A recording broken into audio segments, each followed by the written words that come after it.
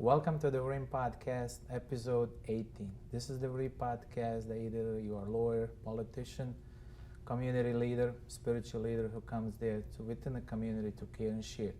Today we got a really very special guest, and she's the mayor of Oviedo, Megan Sladek. Welcome to the show. Oh, thank you so much for having me. And we have such a beautiful conversation today. Personally, I live in Oviedo. And thank you so much for coming on our show, to interviewing you and sharing with you love. And I know you work very hard each and every day knocking on the door. I've been following you for quite a few times, and I'm impressed at what you do for Oviedo. Oh, thank you so much. Thank you. So we're going to go straight to the questions. Perfect. The first question, where do you live? Why do you live here? And why did you choose to be in Oviedo area besides so many areas? Okay, so I live in the oldest house in Oviedo. It's built in 1880. I picked here because it's the best place to live. I was born and raised in Oviedo, left for a little while, and as soon as I left, I realized the grass is so much greener in Oviedo. Yes, it is. It took me 8 years to get back, but came back, and my husband actually, when he proposed, I said, I would love to marry you, but we have to live in Oviedo. And he said, okay. If there was no Oviedo, no marriage. Yeah, we're going home. You can come with me. And he did. I'm going back to Oviedo. Yeah. Beautiful. So you are, I know you work on some, you said you want to save some preservation, the areas, and I read some information about you. Can you tell us how can you do that if you get re-elected, what you're going to do? There's going to be a bunch of other questions. Okay, so the development issue is a very challenging one. So the legal right to build another 4,500 homes already exists. Oh, wow. So we have to begin with that as the baseline, that these homes have the right to come. We can't stop them, but we can make them useful to all of us who are already here. And one idea is to, instead of just having only apartment complexes, because that really is where the demand is. Down. Yeah, and they're allowed to build them. But if the first floor was useful to all of us who are already here, it wouldn't be so bad. Like, then we would all get a benefit, and the people who live above these places would get a benefit. Maybe they could work down below. Maybe they could just get coffee or go to a restaurant. So things like that, we can help. By going vertical, we can preserve some of the horizontal clearing that's happening. Nice. Very nice. So my question, do you think our main streets are overpopulated, over busy, and if you get re-elected, what would you do? How would you do it? Okay, the streets, the traffic's bad. There's no fixing it. Okay. All we can do is try to lure people to choose other modes of transportation. Okay. So about 20% of the trips that are taken by car in Oviedo are 2 miles or less. 2 miles or less. Okay. That's not that far. That's not that bad. So it made me start thinking, well, what would it take for me to, instead of driving 2 miles, to bike 2 miles, or even 1 mile? 1 mile. We ought to be able to find ways to make it pleasant enough to, maybe you could golf cart, maybe you want a bike, maybe you want a scooter. Right now, it's just not safe. So people don't choose that because there's no trees, it's hot. There's no sidewalk that's wide enough, it's not safe. So we need to address some of these issues right in our urban core, there by Mitchell Hammock Road, and just blossom out there. Yeah. Okay. The next question is what's the most important for the city of Oviedo? I know you can do two ways, either build the one or rehab, expand. And what is your point? Should we gonna widen on the streets, narrow the streets? And I watched you other day, you are biking, and then more you're riding the bike trail is actually narrowing down. Is that an issue for an Oviedo resident? It is an issue. So, are you talking about street width, or are you talking about? I'm talking about the streets too. Should we build the buildings, new buildings, or not new buildings? We should absolutely redevelop whenever it's possible. Okay. But if there's no demand, it's more expensive to redevelop than it is to build on fresh, empty land. Maintenance.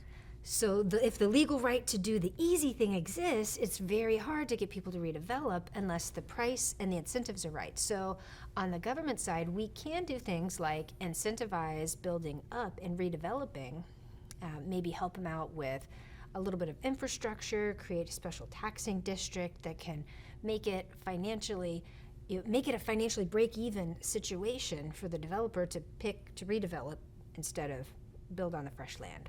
Okay. Do you think we need more bridges? in our area? Or More no? bridges? Probably not. There's always the discussion, and this is outside city limits, should we put a bridge over McCulloch? And Is that gonna be concerned? A lot of business gonna lose the business because now they're crossing the bridge, and business are below. That could be a oh, concern. that kind of thing, like an Yeah, overpass. yeah, I thought you yeah. meant like bridge over water, and I was like, that's a hot mess of a discussion because you can't just cross Yeah. the econ. Yeah, Or not the that's like econ. state level approvals. So overpasses, I don't think that that's a solution in Oviedo. It does create a terrible situation for the people underneath, and our traffic's just not that bad. We can remove 20% of our traffic just by making it pleasant to bike and walk. That right there is a huge chunk of traffic that we can just remove from the roads. Okay. Now the next question, let's say we get on the state level, local level, and maybe federal level. You get 10, 15, 20 million grants to build something in your own city. What would you do and how would you do it for the residents of Oviedo? So this is kind of a real question. Yes. The city of Oviedo actually is getting $20 million from the federal government as part of the COVID relief program. Okay. And what I've said all along, and I stand by it, is we have a list. It's our capital improvements project list, and it's pages of things that should be done, whether it's roofs, keep up our air conditioning systems, upgrade our plumbing, fix our sewer plant, expand and maintain our sewer plant, things like that. There's more than $20 million worth of things on this. And what we have done since about 2008 is just kicking the can down the road, and we have not kept up with these things. So when the money falls from Washington, D.C., Yes. we're gonna catch up on some of the things some of the deferred maintenance and upgrades that really, truly need to be done. Beautiful. Now I want to move to the zonings. If I know you cannot remove all of the zonings, it's impossible. If you can update or change one particular that you could do, what that one particular zoning change would be? Wow, this is a beautiful idea. But I'm going to go with one that's realistic Okay. instead of one that is not even possible. Okay. Because I would love to freeze development. That would be Okay. kind of great.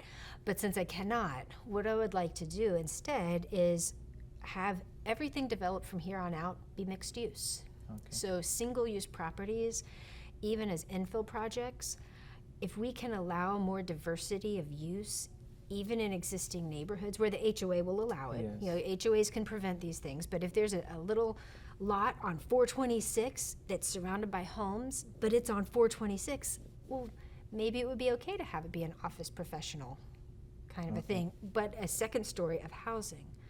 So if everything had to be mixed use, and that's not how we're zoned, Yes. I think that would be beneficial. Okay. So now the question: how we bring the more business people to our Oviedo city? As a mayor, what would you do?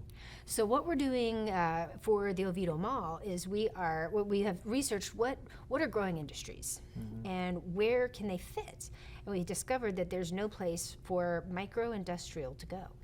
So we went and looked at our zoning. We are about 2-3 weeks away from changing our code to allow it to be at the Oviedo Mall and at a couple of other spots around town, and C1 and C2 zonings. Okay. So the next question: let's say if you are re-elected, and what would the three steps that you will implement moving forward? Okay, first thing is going to be continue to decrease our debt. Okay.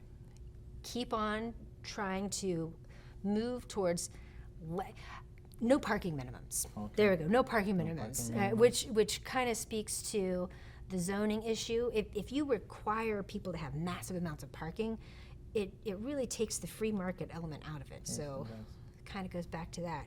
And keep on working with regional, with the state government, with the county government, Metro Plan, all these different organizations, try to figure out how can we all work together, because a lot of the funding, it comes from these organizations and flows down to Oviedo based on their relationship with the mayor.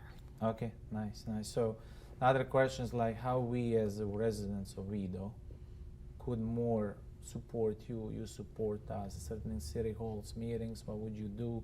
So people are more attracted. I know a lot of people lately moving to Oviedo, not just Oviedo, everywhere.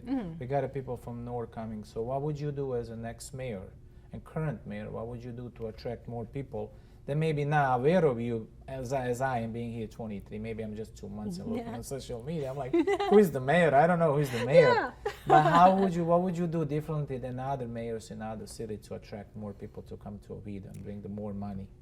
Well, I've got a monthly newsletter, and I try to get any new resident to subscribe to it, but Okay. they have to want to. Yes. If they do, it's a very easy hit reply. Okay. And a lot of people, no mayor has done this prior to me. Okay. A lot of them will hit reply and let me know what they're thinking about, maybe the road's not paved, maybe the trash didn't get picked up on time, whatever it is that may be an issue.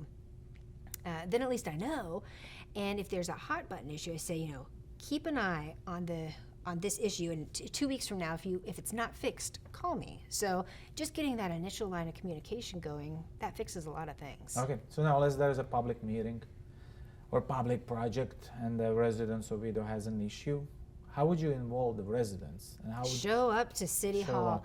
I do a lot on Facebook, so Okay. please jump on if you're in Oviedo watching this. just come over? Yeah, come to it. Facebook is probably the most active place where I am on social media, and that's just because the city attorney says that anything I write on social media counts as a public record. Yes, it does. So nothing can be posted that can't be properly contained. So I can't do stories on on Instagram. Yes. Anything that disappears, I can't do. Yeah. So Facebook is the most static Yes, of it all is. of them, and it's extremely interactive over there. So Yes, it is. people are not shy Yes, when they're they do. keyboard worrying too. Yes, yes. So now another how we I know we have a lot of issues regarding COVID, and so how you as a mayor taking certain concerns and letting know how you navigate your informations to them, how they know they are in good hands or not good hands. So what do you do for them? Well, I just push out information. Okay. The state has not been allowing as much information to even flow through me as previously. Okay. But whenever I get it, and it's only three times a week updates, I've been doing graphs and Yes. post them on social media just so people can see, is the curve going up? Is the curve going down? Yes. Where can I get a vaccine if I even want one? Mm-hmm. And I try so hard not to assume that I know everybody's medical condition Yes. and suggest that they either get a vaccine or don't Or get a not, vaccine yeah. or wear a mask, or if you have, there's some people who genuinely cannot wear a mask. Because of the breathing, and so it's just more difficult for them. But thank you for being a honest mayor. I really love that. So my other question is let's say there's a developer, a builder come to our city, and then it's a beautiful thing. He's gonna, public infrastructure to build. How would you, from the financial perspective, evaluate it? That's the best project. That will not cost a lot of taxpayers' dollars, but at the same time will not cost us so much money in maintaining more than actually bridge cost itself. Now, are we talking about a purely private project? Or either. Okay, so multifamily, people fuss about any of that kind of building, but at the end of the day, you run the pipe, the people pay for the pipe to go to the end of the road, to the edge of that property. All of the pipes that go to all the different apartments, that's privately owned. Okay. In a single family subdivision, all of the pipe that goes between the houses is publicly owned and Okay. maintained. So it's a lot more sustainable fiscally to have densely packed urban development. Okay. And a lot of people feel like, well, that's the drain. That's not the drain. That is the subsidy that allows all of us who live in single family homes to have our houses spread out where we don't even pay enough in taxes to cover public safety. And that is the scenario in Oviedo. We do not collect enough in taxes to pay for our police and fire. That's subsidized through sales tax and gas tax and other things. Okay. Beautiful. Now I want to get in touch. There's a lot of parks needs to be reconstructed because we have a lot of more kids and family gaining in the cities, moving in. Then I'm looking social media. They're 32765, 32766, probably combining all together about 70,000 residents in three zip codes. Mm-hmm. And cultural diversity, it's really diversified. People are moving. So what would you do as the next mayor when it comes down to public, like the bike trailers? parks so the family can actually join the time being closed for so long. Now everybody wants to go It's outside. a challenge. So what would you do? What would you do? Would you upgrade these parks and basketballs and so on and on? We just did a lot of that. So as the current mayor, we have the entire city council working together has supported rebuilding tennis courts, revamping the basketball courts. We took the opportunity of COVID to pull down and repaint all of our growth basketball hoops because they got kind of Yes. But now they're shiny and wonderful and new. Beautiful. And COVID did make it hard for us to replace 2 of the playgrounds that we have been working on because there's just they shut the factories. Yes. So we're still waiting on 2 new playgrounds, and then you move on to Friendship Park and some of the other ones where they still need some love. Yes, and then my last question is the safety.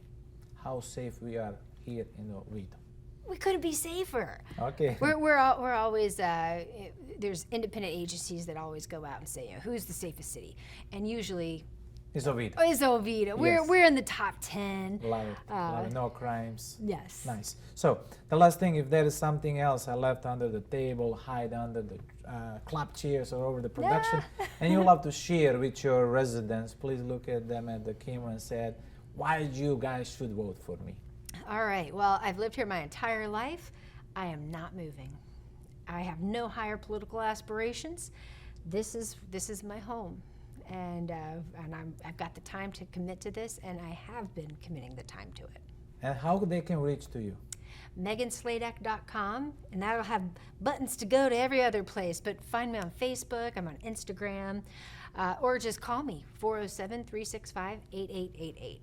Thank you so much. This was our podcast episode 18, our special guest, Mayor of Oviedo, Megan Sladek. Thank you so much for being our guest. And we'll put all of the information for our guests. Please like, share, and help our mayor to get reelected again. Thank you, Mayor. Thanks so much for having me. Have a nice day. You too.